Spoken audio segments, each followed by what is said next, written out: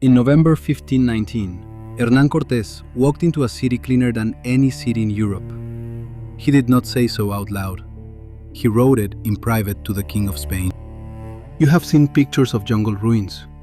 You think of Tenochtitlan as primitive. It was the most engineered city on earth.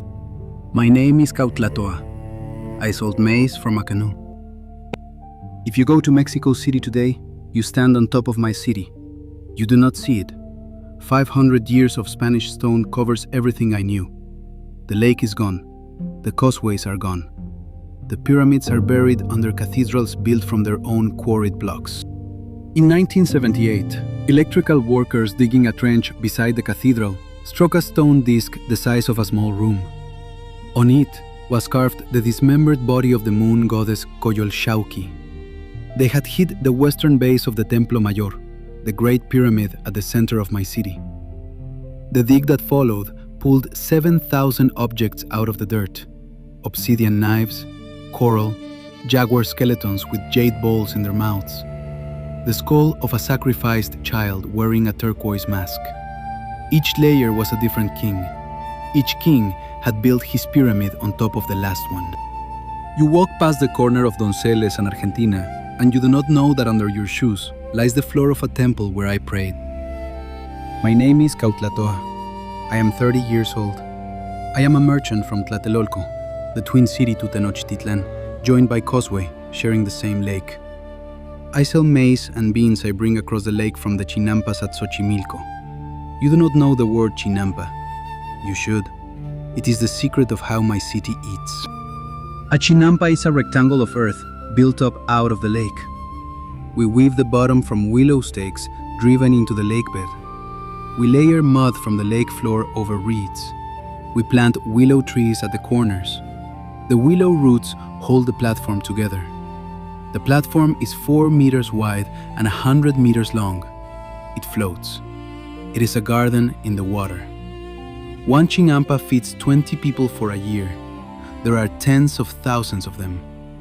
The whole southern lake is a grid of green rectangles that produces 7 crops a year because the water is always there and the mud is always fresh. In Europe, a peasant feeds himself and one other person. On a chinampa, a farmer feeds 20. This is why my city is the largest city in the world. I will tell you what my city looks like at dawn on the morning Cortés arrives. I am paddling a long canoe, 6 meters, dug from a single cypress trunk, north across the lake. The water is the color of polished obsidian. There is no wind yet. The volcanoes Popocatépetl and Iztaccíhuatl stand to the southeast, snow on their tops, smoke from one of them thin and straight against the sky. Tenochtitlan rises out of the water in front of me, like a mountain made by hands. The city is built on an island, 3 causeways connected to the shore: Tepeyac to the north, Tlacopan to the west, Iztapalapa to the south. Each causeway is wide enough for 10 men to walk abreast. Each has wooden bridges that can be lifted. The largest, Iztapalapa, runs 8 kilometers straight across the lake. In the center of the city rises the sacred precinct, a walled square 700 meters on each side painted white. Inside it stands the Templo Mayor, the twin pyramid 60 meters tall, 2 staircases climbing to 2 shrines. The blue shrine on top is for Tlaloc, the rain god. The red shrine is for Huitzilopochtli, the sun god. The pyramid is painted. The whole city is painted. White lime, red ochre, blue and yellow and turquoise on the temple walls. When the morning sun strikes the lime-washed buildings, the city flashes. Spanish soldiers will later write to their wives that they thought they were looking at a vision. Cortés did not enter a primitive city. He entered one that was cleaner than his own. Listen to me. This matters. In Madrid, in 1519, the streets are open sewers. People throw the contents of chamber pots out of upper windows. Pigs eat the garbage. There is no bathing. In London the same year, the Thames is the city's toilet. The smell of the city in summer can be detected 3 kilometers downwind. In Tenochtitlan, 1,000 men sweep the streets every morning. The city smells of copal incense, wet stone, maize, and the lake.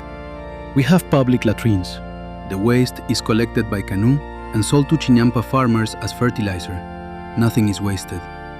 We have aqueducts, 2 of them, stone channels running on top of low arches across the lake from the springs at Chapultepec, 4 kilometers away.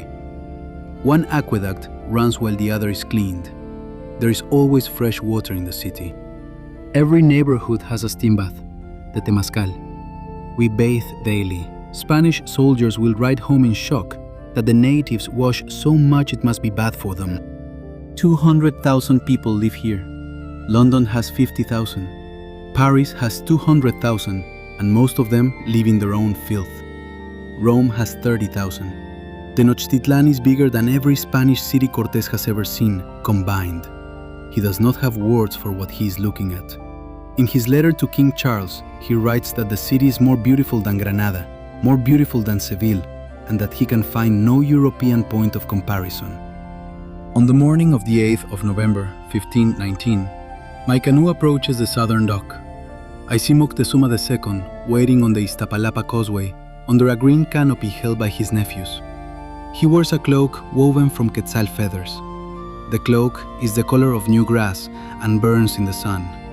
His sandals have soles of gold. Cortés walks toward him on the causeway. He is wearing iron. His men wear iron. The horses, which I have never seen before, look like deer made of muscle. 2 emperors meet on a wooden bridge over a green lake. Moctezuma puts a necklace of gold and pearls around the neck of the man who will, in 2 years, take everything I have ever known and turn it to rubble.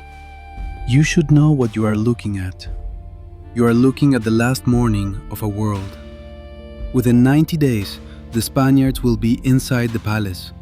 Within 18 months, the city will be under siege. Within 24 months, the lake will be choked with our dead. But this morning, this one morning, the city is whole. The market at Tlatelolco, my market, is the largest market in the world. 60,000 people pass through it on a busy day. Cortés's own soldier, Bernal Diaz, will write that he counted more goods on display there than in all the markets of Constantinople. He saw gold dust in goose quills, cacao beans used as currency, live turkeys, slaves wearing wooden collars, cotton cloth in 20 colors, bird feathers from rainforests 3,000 kilometers away, obsidian mirrors, painted books made of folded bark. We have schools. Every child, boy or girl, noble or commoner, must attend. We teach reading of the painted books. We teach mathematics. We teach the history of the 7 migrations. We have a calendar accurate to within an hour over 50 years. We have surgeons who can stitch a tongue. We have herbalists who use willow bark for fever. Europeans will only discover what is in willow bark in 1899. We have a library at Tetzcoco of 40,000 books. The Spaniards will burn every one of them in the year 1529.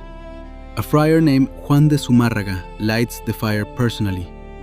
3 books survive. 3 out of 40,000. On the morning of the 13th of August, 1521, the city falls. I am still alive. Most of my family is not. The last Aztec emperor, Cuauhtémoc, is captured trying to cross the lake by canoe. The Spaniards drain a lake over the next 2 centuries. They tear down the temples. They use the stones to build a cathedral exactly on top of the sacred precinct. The chinampas dry up. The aqueducts crack. The market is buried under a Spanish plaza. Mexico City is built on top of my city. The new city sinks into the soft lake mud at the rate of half a meter per century. The cathedral leans. The streets crack. The Templo Mayor Museum stands today on the corner where my brother sold cacao. Inside it, behind glass, is the stone of Coyoshauqui that the electrical workers found. You can see her, dismembered, her braided hair, the bells on her cheeks. My great-great-grandchildren write Spanish now. They speak Nahuatl in their kitchens. The recipes for tamales and mole and pozole are mine. The chocolate you drink is mine. The tomato in your salad is mine. The vanilla in your cake is mine. The word for chocolate is chocolatl. It is the only word my city was allowed to keep. Subscribe. The next episode is about how the bronzes of Benin were cast. My name is Cautlatoa. I sold maize from a canoe. I watched the most beautiful city in the world burn, and I lived long enough to remember it for you.